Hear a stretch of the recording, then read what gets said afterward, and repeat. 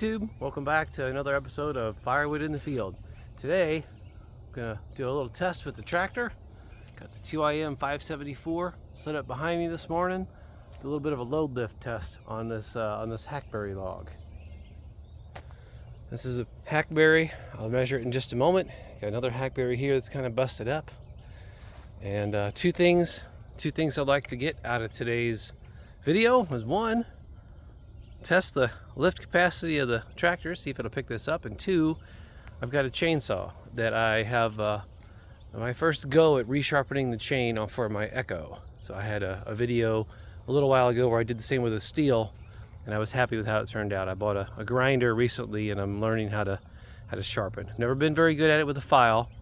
Don't want to say that a grinder or a file is better. They're both good. Just for me, that's what I'm going to try. So all right. Let me go get a tape measure and measure what this log is. Okay, this log measures at this end almost 26 and a half.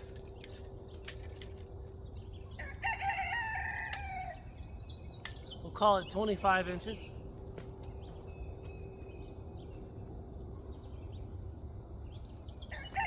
Same down here, 25 inches on this end.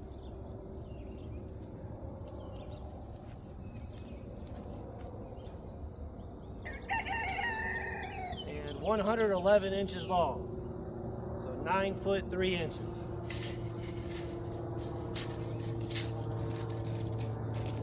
I'll look that up. There's a variety of log weight calculators online, so I'll look that up. This is a piece of Hackberry. I'm here in East Central Missouri. 25 inch diameter log, a little over 9 foot long. I'll look that up, see what it weighs. Now let's see if the tractor will pick it up.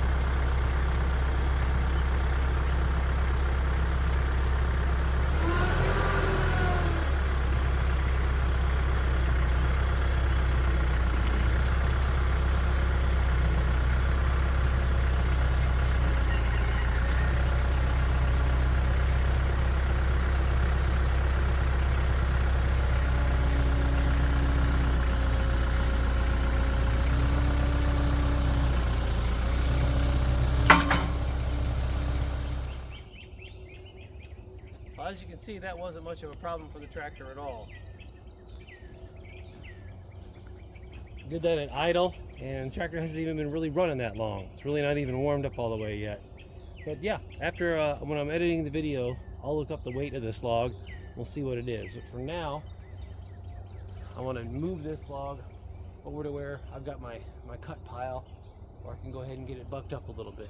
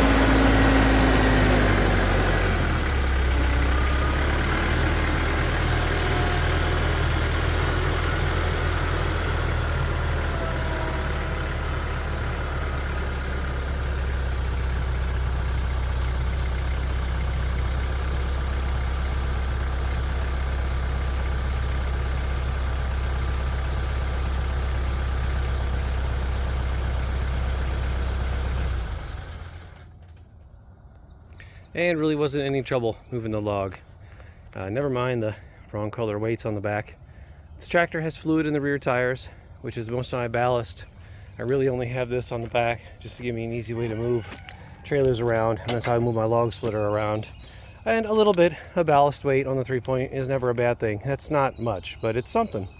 But yeah, tractor wasn't very tippy or anything. I'll look up this log weight online on a calculator and we'll at least get a rough idea. I'm going to use my Echo CS670 with a 24-inch bar. I can put a 27-inch bar on it, which would be ideal for this log, but as I mentioned earlier, I'm just learning how to sharpen my own chains, and I've got a couple 24-inch chains for my Echo that I just took care of myself. I want to give them a try and see how this goes.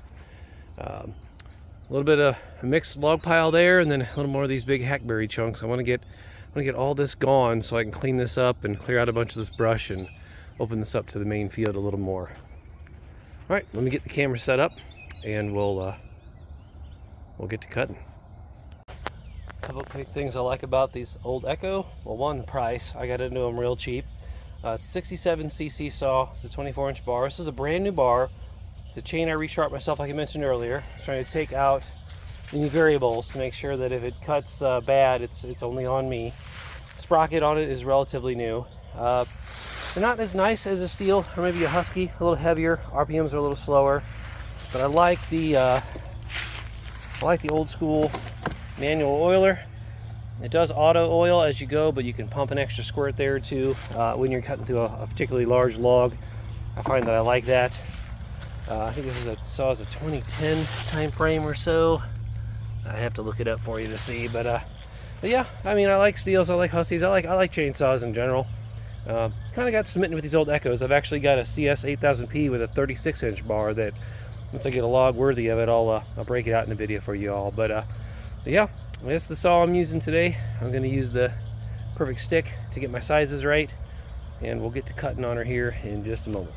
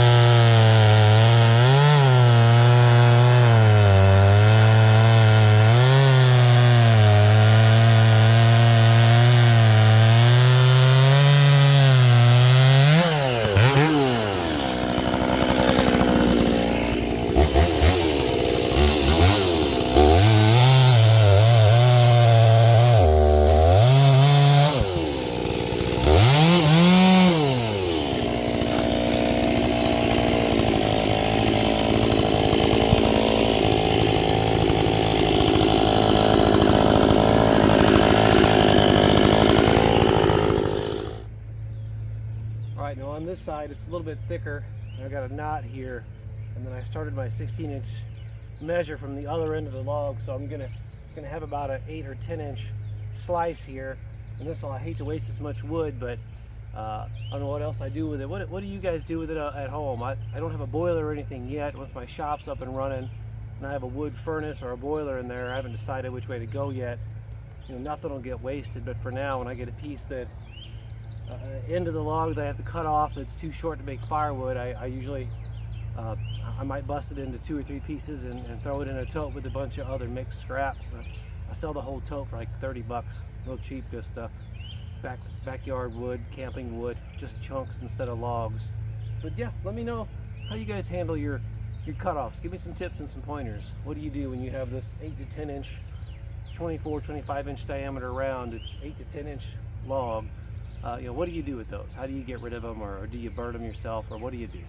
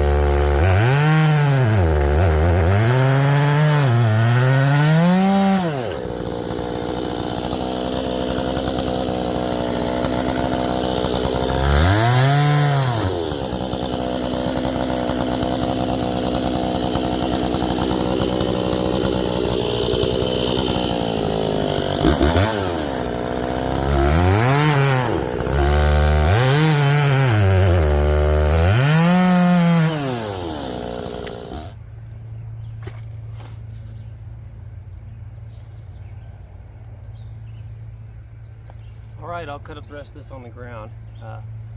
With the smaller log, I'm willing to try to bucket on the forks, but this one I don't want to mess up and not be able to see and then hit my chain on the forks.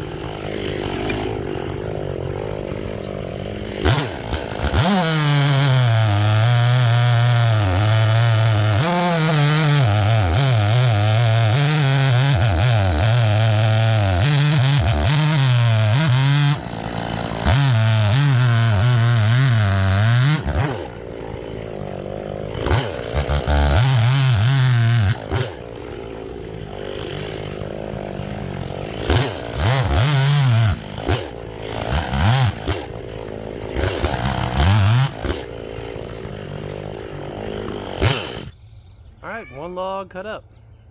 One more to go. I've got headed into town in just a minute. I've got, my daughter does gymnastics. She's got an event at her gymnastics gym today. There's the tractor behind me. The more I have this machine, the more I love it. I never did post a video comparing my two, but I had a John Deere 2038R. Fantastic tractor, just a little too small for this kind of firewood work that I'm doing here. But for now, I'm going to have to put a pause to this and see if I can come out and get any more of those logs. Thanks for watching.